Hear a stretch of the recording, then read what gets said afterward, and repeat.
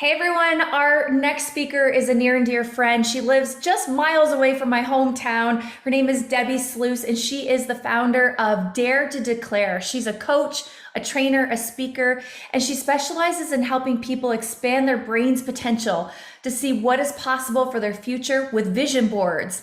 And as a former childcare director, Debbie has studied personal development for over 30 years. She has facilitated and witnessed science at work by guiding over 1,000 clients to identify and declare their vision, both online and in her in-person studio. Debbie has been featured on podcasts all around the world. She's been interviewed by Jack Canfield. She's been on the same stage as Gabby Bernstein, and she is just a near and dear friend of mine. The reason why I chose her to be a speaker is because when I wanted to create a really big and powerful vision for my life, I called Debbie. I wanted her to stretch beyond my vision, the vision beyond the vision. I think that's what you call it, Debbie. And she had me doing things and seeing things that I never dreamed possible. And a lot of my vision came to fruition within a few weeks. So without further ado, Debbie, thank you for being here. Thank you, Tina. It just always feels so welcoming and inviting. And, when I hear back my bio, it's like bippity boppity boo, like it just is magical. So thank you so much. Yeah, amazing. Just give us a little bit of background, like how did you get doing vision boards? Where did the inspiration come from? And what was really driving you to create what you have today? Well, the first image that was my inspiration was my own. And so anyone that's listening, I would highly recommend that you consider having a branding shoot and having a photo shoot, a professional photo shoot. Get your hair done, your makeup done, and see what you see in the images that the photographer through that lens, because that was so powerful to me that when I looked at the image of myself for the first time, I peeked into my possibility of this magical future.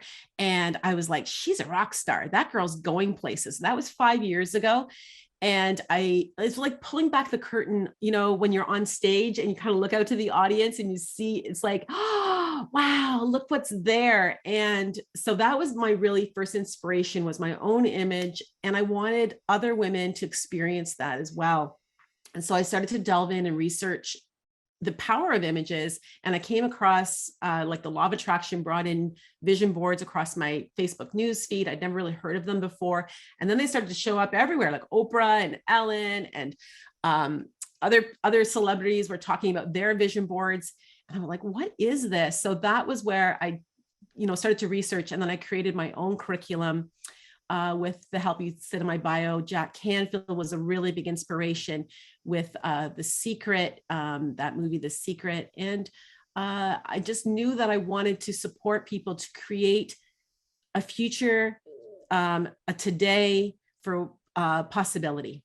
Wow, that's incredible. And I know the first time I ever did a vision board, my coach, I say, made me do it. I didn't want to do it. But tell me, because I know there's some people that are listening right now, they're watching, that they're like, does it really work? What is some of the science that you've researched that says, yeah, they actually do work? What's some of the science to prove like it's not woo-woo, it's not out there, it's actually possible? Well, one of the things I love to talk about is the power of images. So if you just think about when you receive an email, and if there's an image embedded in the email, or even better, a moving picture, a video, your eye is immediately drawn to it because we process images 60 times more quickly. So consider that. The other thing is that if you have an idea and it just stays in your head, it's not as likely to come to fruition. But if you write it down, it becomes 42% more likely. The research shows 42% more likely to manifest. But if you add an image and declare it, share it with someone else, that percentage goes up to 78% more likely to manifest. So that's just some of the statistics, but there's also a lot that has to do with neuroscience, neuroplasticity, how our brains work. And when we have that continual focus on, you can see my vision board behind me, whereas every day it's like going to the gym. When you're working that muscle, when you're creating new pathways within your brain, it's like creating new muscles, as you go to the gym. I mean, you can just pay for the gym membership. Like you could just throw up a vision board and then, hope for the best. Like if you pay for your gym membership, that doesn't mean you're going to get abs. You got to do the work. You got to show up every day and do the reps. And it actually is the repetition with the daily focus on your vision board, and then adding affirmations, which is saying what you want, what you desire out loud, that actually creates new pathways within your brain. Now, that's a really short explanation, but that's some of the science behind it. Yeah, it's amazing. And I know when I did my vision board, I had a vision board before that was like a collage. There was just all these random images, and you're like, no, no, no, Tina, that doesn't work. So a vision board is not a collage, is it? No, I actually was thinking I need t-shirts that have an X through the collage because it's about having order, a sense of order, and to have a space for the eye to rest. And actually, one of my clients, I started an academy where I actually certify people to do what I do. And she was telling me that her father in his profession was a store window dresser, like organizer, like store windows, they have, and that was one of his principles, was that each of, say, the mannequins or whatever it was that's in the window needs to have its own respectable space. The eye needs a place to rest. And so if you apply that same principle to the vision board, if the images are overlapping and competing with one another, our brain then has the extra job to pull it apart in order to get the full effect. And when I talk about effect, it's actually energy, because it's energy which is produced by the feeling that we get when we focus on the images that actually raises our vibration. And it's the vibration that attracts it to us. Now, I know I'm throwing a lot of stuff out there, but that's the point of why you want to have a more orderly board. Now you can see my vision board has got a lot on it. It's very colorful. It's large. It's 20 by 30. So there's a lot of images on it, but it does have some of that white space so that you can singly each image, focus on it, and feel the full impact and get all the feelings out of it. One of the things that I thought was really fascinating when you and I did my vision board is that at the end, when you had me kind of look back, there was common colors that were shining through, like very prevalent.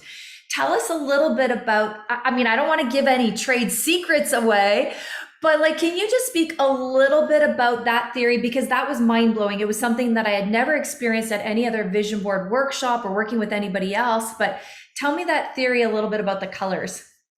Sure. So one of the protocols I also recommend is that the background be either white, and about 5% of my clientele choose black, but that it be a blank canvas, so to speak, so that the images can speak for themselves, that they are really the highlights on the board.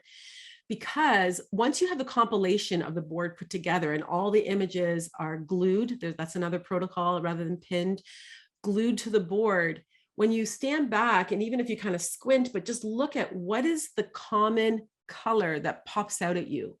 Is it gold? Is it blue? Is it green? Is it red? Because in the feng shui philosophy, those colors represent a specific meaning. And we are meaning makers, even not just in our conscious mind, but in our subconscious, because we have values, we have beliefs that are sitting in sort of that gray area that may not be in our conscious mind. But the subconscious actions that we made by choosing those specific images and by having a theme or dominant color actually demonstrate a meaning through the meaning of the color. So our subconscious is speaking to us. And if I haven't gotten emotion or tears in my workshop at that point, generally it provokes definitely surprise, happiness, sometimes tears, because it's like, oh, it's exactly right on. Like, for example, brown. If your board is dominantly brown, that represents security.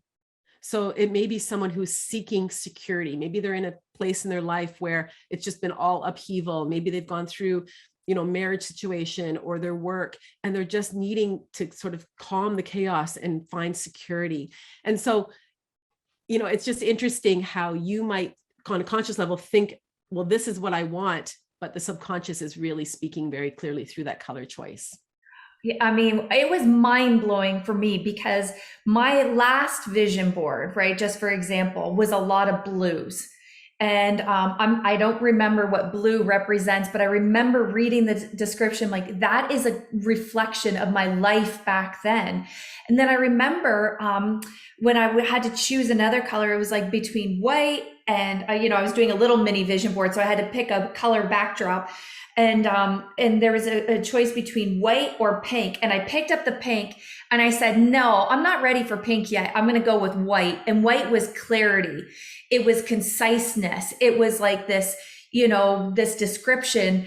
And pink was about relationships and love, and I just got separated, so it was so weird how unconsciously I was like, no, I'm not ready for pink yet, give me the white. So I was laughing because it seemed to be so real and relevant in my life right And it now. really is. Absolutely. And it's just interesting how the color choices demonstrate what is our real desire, because our brain that wants to keep us safe wants to do, still what we should, or what we, this makes sense, because we really want to create a vision board. Our ego, and I say that in the kindest way, but really wants us to be able to get the gold star. I know we've talked about gold stars before, the check mark, like, oh, I did it, I got it done. So this means that I'm successful. This means that because I know that these things are going to manifest. But that's a goal board. And so I distinguish between goals and vision. And a vision is something that's beyond, like you talked about, the vision whisperer, the vision beyond the vision, which is what's something that I'm going to put on the board that I can't physically accomplish myself. And yeah, but it's also, where am I at right now? And that was what you were desiring, was the clarity. So I love that. Yeah, I remember putting a piano on my vision board, and I look at it every single day. And every day I say, I want to learn to play the piano. But what was missing is I'm not taking any action to even do that. And I think that's what you were saying. Like, yeah, it's great. You were looking at it, but it's a constant reminder, and it's just a matter of, okay, it is a working document. It is putting the intention out there. It is taking the actions to create that vision. So, Deb, I dropped the ball a little bit, but I'm going to pick it back up with our vision together. Oh, okay. So I know you have this. I think it's called like a diamond activity or something. Do you want to walk the people that are watching, maybe the recording or watching live? Do you want to walk them through this exercise? Sure. And the reason I call it a diamond is just because I like things that are sparkly and pretty. But the other reason is if you take a Post-it note and turn it on its side, it becomes a diamond shape. So I'd love for you to just pause this right now, go run and get a piece of paper. If you should have been taking notes all along, because what Tina drops are golden nuggets, they're diamonds. So you're going to want to get a pen and paper, and then draw on that paper about the size of a Post-it note, a diamond shape. Okay. And then what I'd love for you to do is think about, what is my vision, my biggest vision for my life?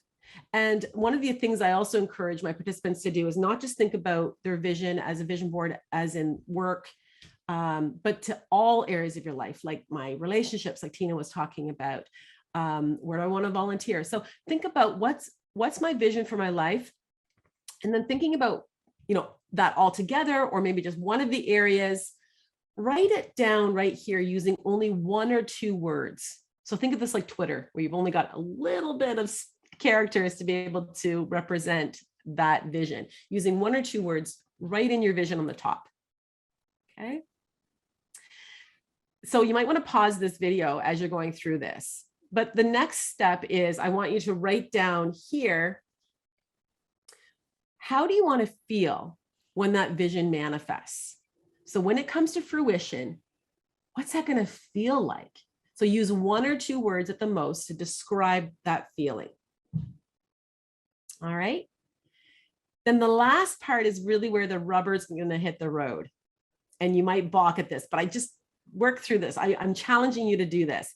Write down the date. So you might want to pull out your phone and look at the months. When is this vision going to manifest? What's the date? What's the month? What's the year? and write that in the bottom. So when's this vision going to manifest? Now, when you have that done, I want you to go back to the top of the diamond and I want you to scratch it off. I know it's going to feel weird. Like, what? You just have me write on my vision. Nope. I want you, just trust me, scratch it off. Okay. So now that you have that scratched off, I want you to realize that the middle is your vision. Right. Because I want you to look at the date that you wrote down for when that's going to manifest. And I want you to ask yourself, am I willing to wait till then to feel that way? Here's my guess. Hell no. I deserve to feel that way right now. And I'm going to guess that you might have written down accomplished, successful, loved, heard, seen, calm, content, peaceful. All of those things. You deserve to feel that today. So there is good news and bad news. The bad news is that you might have been thinking that the vision is all about someday. Well, it's someday. I'm creating this, my future.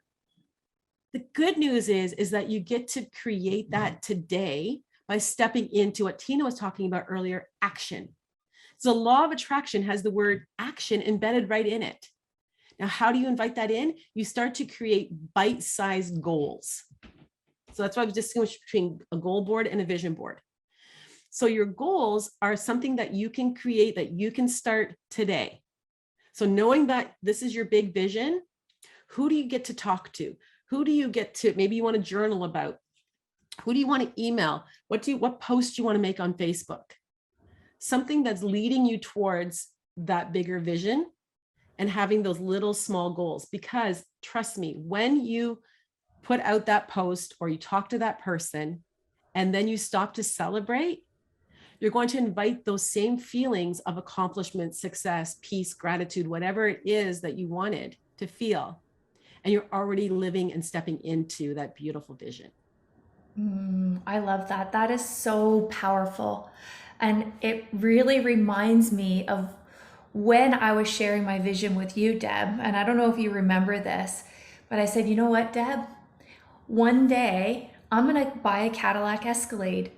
I said, for me, that's just going to be like, I'll know that I've achieved something when I buy that car. And I know you're biting your tongue probably and like holding back. And then one day I woke up, which was a week after we did that vision board together, and I declared, one day is today. Why am I waiting for X amount of dollars in the bank or X amount of status or X amount of this or that? Why can't one day be today? And I remember my husband was saying, you're crazy.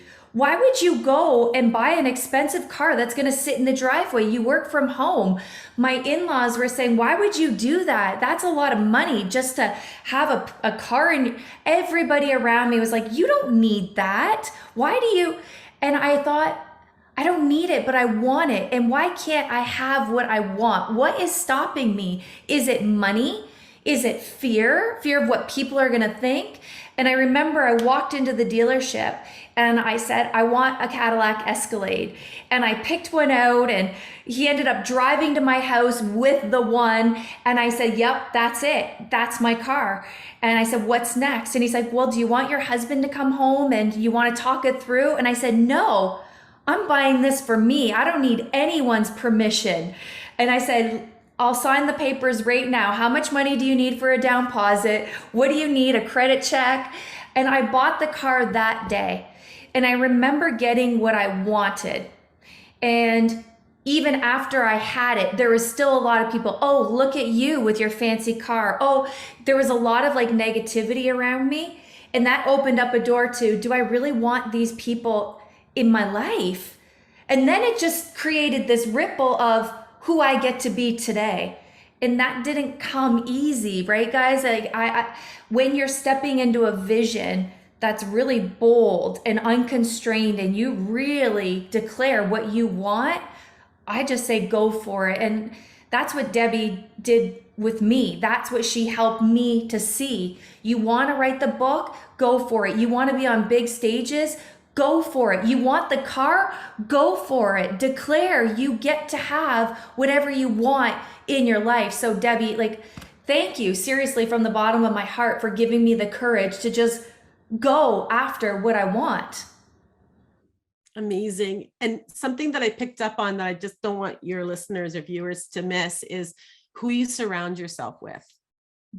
So a huge indicator of our success is who our social network is. And that's actually from Sean Aker from the Happiness Advantage. And he talks about that our success is less dependent on IQ and our skill set. It's more dependent on our social network. And I think that and I mean social network as in our close circle. And you're right, that is difficult. It is difficult to start to edit, but we talk about declaring your vision.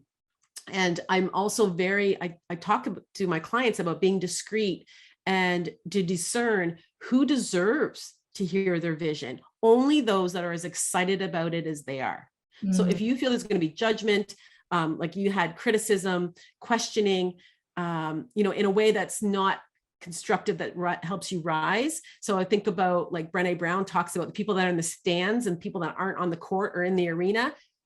They don't deserve to see and hear about your vision. So surrounding yourself with those like you and I, and I was smiling to myself as you were talking, because we had supper a few months ago together and we met each other and we were parked. I don't know if I even said this, but we were parked right behind each other. And I drive a little Porsche Macan.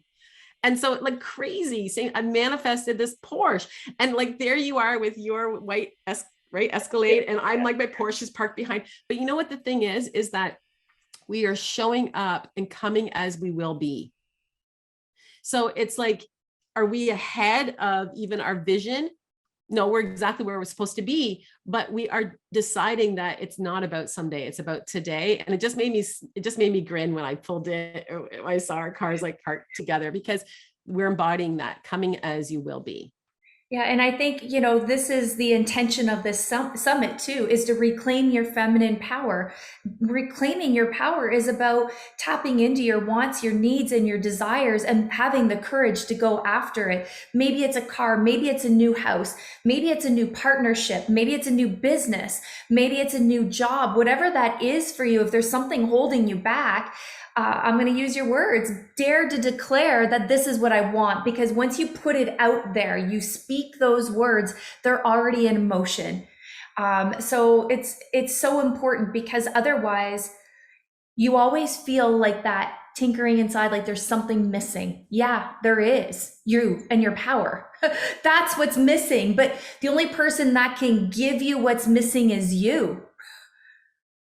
That's that's the only person, only you, like permission, a permit to serve your mission. Only you can give yourself a permit to serve your mission and declare, like, I actually want this. And you might be met with some resistance, like we're talking about with family or friends, but be willing to stand for what you want. And that is half that. Don't you believe, Deb, that is half the battle? Just standing in your power and saying, it's okay. It's good for me. And that's it. I don't need to justify or explain myself to anybody except for me. Yeah, for sure. And that's the epitome of self-love and self-care. And so sometimes people will think about the vision board experience as maybe academic, or on the way other end, that it feels kind of like, vision board party, and it feels a bit frivolous. But it's somewhere in between, where it's really this form of self-care, because you're figuring out, what is it that I want? Now, I want to just give one little note of caution that, that adage that your mother would say is, be careful what you wish for, you might just get it. It's absolutely true. Like, that is the law of attraction. So be really clear. And I've had some examples of people that have said to me that they did get what they asked for, but it wasn't what they thought. It was a negative, because they weren't really clear. Like, I had one lady that she really just was focused on looks. Like, she wanted a man in her life, and she wanted him to look this way. Well, he showed up, he looked exactly like she thought. And I was like, well, what's the problem? And she's like, he was an ass. Right. Like, so, and he was a jerk. And I had another gentleman too. And he said, I wanted a big house. I wanted lots of money in my business, and I wanted a fancy car. And again, I said, what's wrong? Like, what happened? He said, I lost my marriage. And Oh. so, you want to think about, who do you want to live in that fancy or that big house with? Mm. Why do you want this car? Like for me too, like I love zipping around in my car. It's super fun. I'm holding on to it loosely because I know it's a gift. It's not that I'm entitled to that and that I expect that this is, and I hope you understand my language, but it's just this overall gratitude and joy. And then I just get to fully have that I look outside, and I see this bright blue car in my driveway, and I'm just like, oh, it's so fun and it's so cute. And so it's the feelings that promotes the law of attraction. So that's why I just want to mention that as well. Sometimes I think there's a video online. It talks about the cosmic waitress. I don't know if you've heard that before. Like, so if you go into a restaurant and you say, I want a hamburger, what are you going to get? Well, she probably will ask you, the waitress will say, well, what do you want on it? Right? So, oh, I want tomato, onion, pickles, the works. Okay. Well, how do you want it cooked? Right? So unless you get really specific, you're going to get a bun and a burger. How fun is that? Right? So be specific, exactly what you want, and think about the universe like the cosmic waitress.